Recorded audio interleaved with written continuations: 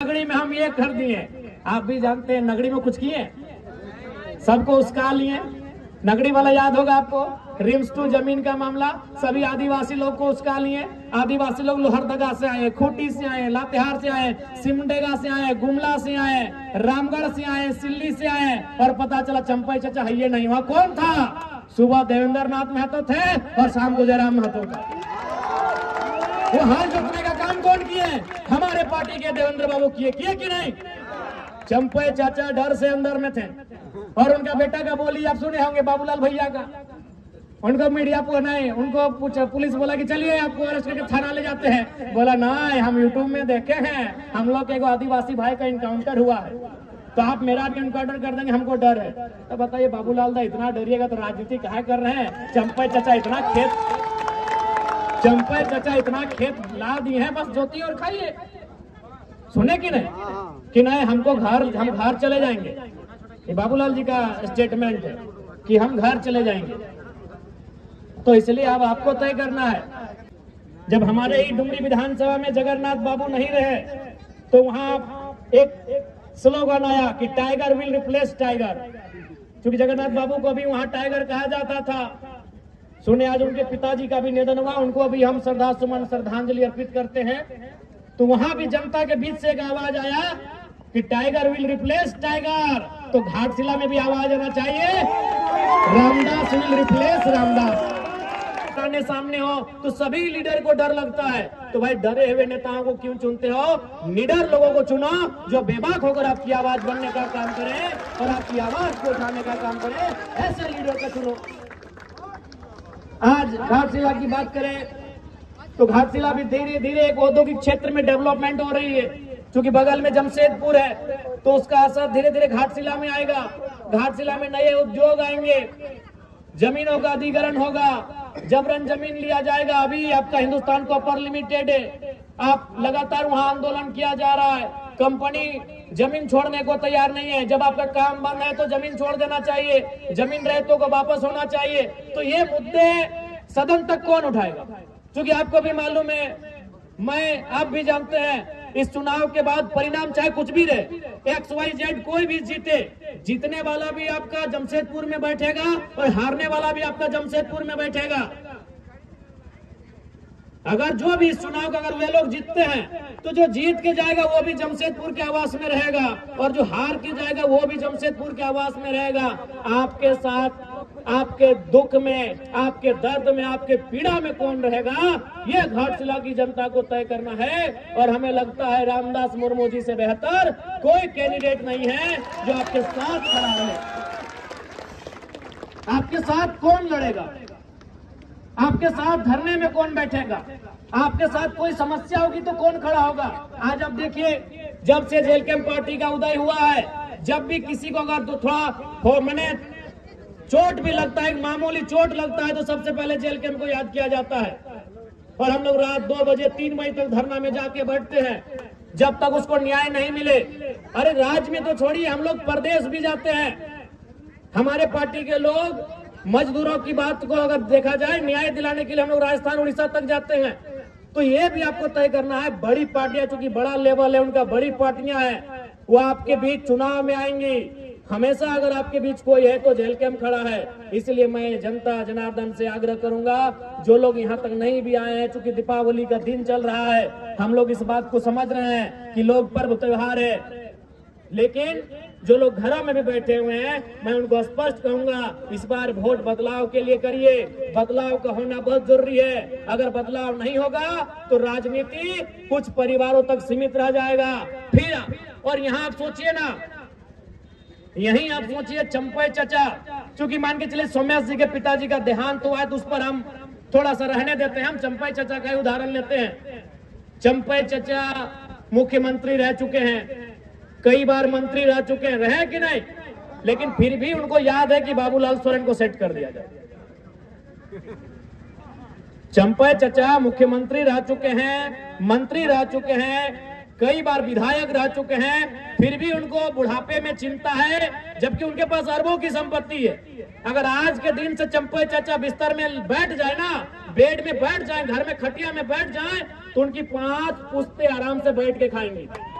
आज भी अगर चंपा चाचा कुछ ना करे, चंपा चाचा अगर कुछ ना करे तो उनकी हमें लगता है कम से कम, ज्यादा तो हो बहुत ज्यादा होगा, 5 पुश्ते यानी 5 पीढ़ियां बैठ के खाएंगे, फिर भी उनको चिंता है कि बाबूलाल सोरेन को विधायक कैसे बनाना है। बगल में रघुवर दास जी हैं, मुख्यमंत्री रह चुके हैं, गवर्नर रह चुके हैं, कई बार वो भी मंत्री रह चुके हैं, हमको लगता है 5-6 बार विधानसभा भी जा चुके हैं, यानी विधायक बन चुके हैं, फिर भी उनको चिंता है कि अपनी पुतोहू को टिकट देके विधायक बना दिए। जबकि आपको भी मालूम है 5-10 पीढ़ी बैठ के खाएंगे, लेकिन रघुवर चचा को भी चिंता है कि हमारी पुतोहू विधायक कैसे बने। यही आपके अर्जुन मुंडा जी, हमारे इस राज्य के और एक मुख्यमंत्री, बहुत नामी चेहरे, केंद्र में भी मंत्री रह चुके हैं, उनको भी चिंता आई कि अपनी पत्नी को इस बार टिकट दिला दे, पॉडकास्ट से उनकी पत्नी लड़ी। तो ये अब जनता को तय करना है कि जो मुख्यमंत्री रहा है उसको अपने बच्चों की चिंता है, उसे अपने बेटे की, पुतोहू की, पत्नी की चिंता है, तो जनता अपने बच्चों की चिंता करती है नहीं करती है ये आप पे डिपेंड करता है। उनसे सीखिए कम से कम। वो मैं 3 मुख्यमंत्री का आपको नाम गिनाया, आप ही के कोल्हान के, उधर मधुपुरा को छोड़ देते अभी दूरी है, यही आपके अगल बगल के चंपई चचा, रघु चाचा, मुंडा जी, 3 मुख्यमंत्री, और किनको टिकट दिलाया? एक ने बेटे को जो घाटशिला में उम्मीदवार है, एक ने पत्नी को जो चुनाव हार गई, और एक ने अपनी पुतोहू को जो चुनाव जीत के विधायक बनी है। अरे जिनके पास अरबों की संपत्ति है, लाख और करोड़ तो छोड़िए, अरबों की, जिनकी संपत्ति अनुमानित अरबों की है, आज वे लोग चिंता कर रहे हैं मेरा बेटा कैसे विधायक बने, मेरी बहू कैसे विधायक बने, मेरी पत्नी कैसे विधायक बने। तो आज जनता को भी सोचना होगा कि जनता की आवाज कौन बनेगा, जनता के लिए लड़ेगा कौन, जनता के बच्चों के भविष्य की आवाज कौन बनेगा, उनके शिक्षा, स्वास्थ्य, रोजगार पे बात कौन करेगा, उसके लिए उनको वोट करना है, ये जनता को समझना होगा। जनता का वोट तो रहा नहीं, अब जनता कहाँ रही वोट देने वाली, अब तो सब किसी का वोटर है। अब पहले चुनाव होता था कि जनता वोट करती थी कि 5 साल में किसी को बदलने की जरूरत करती थी, कोई अगर गलत काम करे तो उसे हराने का काम करती थी। लेकिन अब जनता क्या हो गई कि किसी पार्टी विशेष का वो आइडियोलॉजी में ढल चुकी है कि भाई वो उसका कैंडिडेट, अगर कोई इस पार्टी का कैंडिडेट आ जाए वो अच्छा है बुरा है, उसमें कोई भी रहे, क्योंकि हम देश में देख रहे हैं मोदी जी को, हम तो उसी को दे देंगे वोट, या हम देख रहे हैं हेमंत सोरेन जी को, उनके सिंबल से कोई भी आएगा हम उसको वोट कर देंगे। पहले होता था कि लोग इतना सोचते थे कि भाई 5 साल ये प्रत्याशी हमारे गांव में नहीं आया, जीतने के बाद हमसे नहीं मिला, इसने हमारे मुद्दों को उठाया नहीं, इस बार इसको हराएंगे। लेकिन अब जनता तो ऐसी रही नहीं, वो अच्छा है बुरा है, वो एनडीए से है तो एनडीए का एक वोट है, एनडीए का एक माइंडसेट है कि भाई ये समाज के लोग, मैं किसी समाज का नाम नहीं लेना चाहता हूं क्योंकि मुझे किसी से आपत्ति, मैंने तो एक माइंडसेट बन गया कि फलाना समाज, ओबीसी का फलना वर्ग, जनरल का फलना वर्ग, ये एनडीए का वोट है, इंडिया माइनॉरिटी ट्राइबल्स, ये फलना वर्ग, ये इंडिया का वोट है। तो मैं उन लोगों से कहना चाहूंगा कि फिलहाल घाटशिला के चुनाव में 29 में अब क्या करेंगे नहीं करेंगे 29 में देखा जाएगा, लेकिन घाटशिला के चुनाव में मैं आपसे इतना तो आग्रह करूंगा कि एक सीट जीतने से ना बीजेपी ज्यादा उनको कुछ होने वाला है, न सरकार को कुछ होने वाला है, लेकिन अगर एक सीट हम जीत जाते हैं तो आपको भी मालूम है अभी विधानसभा में बोलने के लिए क्या समय दिया जाता है कि जिस पार्टी का जितना विधायक हो उतना मिनट दिया जाता है। तो जेलकैम पार्टी का एक विधायक 1 मिनट दिया जाता है, अगर हम लोग घाटशिला को जीत जाएंगे तो 2 विधायक होगा तो 2 मिनट दिया जाएगा। तो 1 मिनट में अगर हम सदन में सार्थकता के साथ जनता के मुद्दों को रख सकते हैं तो 2 मिनट में दुगुना रखा जाएगा, काम दोगुना बढ़ेगा, मुद्दे दोगुने सदन के सामने आएंगे। और आप ये भी देखे होंगे कि हमने कभी अगर मगर की बात नहीं की है। विधानसभा को आपने देखा होगा टेलीविजन टीवी में, अपने मोबाइल में, चैनल्स में, चाहे किसी भी, हमने कभी इधर उधर की बातें नहीं की, ना हमने किसी की आलोचना ना प्रशंसा में समय दिया। आप तो देखे होंगे बहुत सारे लोग अपने किसी को अगर इंडिया की बात है तो हेमंत सोरेन जी को कभी शाहरुख खान कह के फुलाने लगते हैं, अगर एनडीए को बोलने दिया जाए तो मोदी का गुणगान करने लगते हैं। लेकिन एकमात्र विधायक जयराम महतो जो टू द पॉइंट, चाहे वो किसी भी मामला हो, वो विस्थापन नीति का मामला हो, स्थानीय नीति का मामला हो, या स्टूडेंट का मामला हो, या किसान का मामला हो, किसी का मामला हो, मैं टू द पॉइंट बात को उठाने का काम करता हूँ। तो इसलिए यह चुनाव एक नया चुनाव होगा, एक नए तरीके का चुनाव होगा।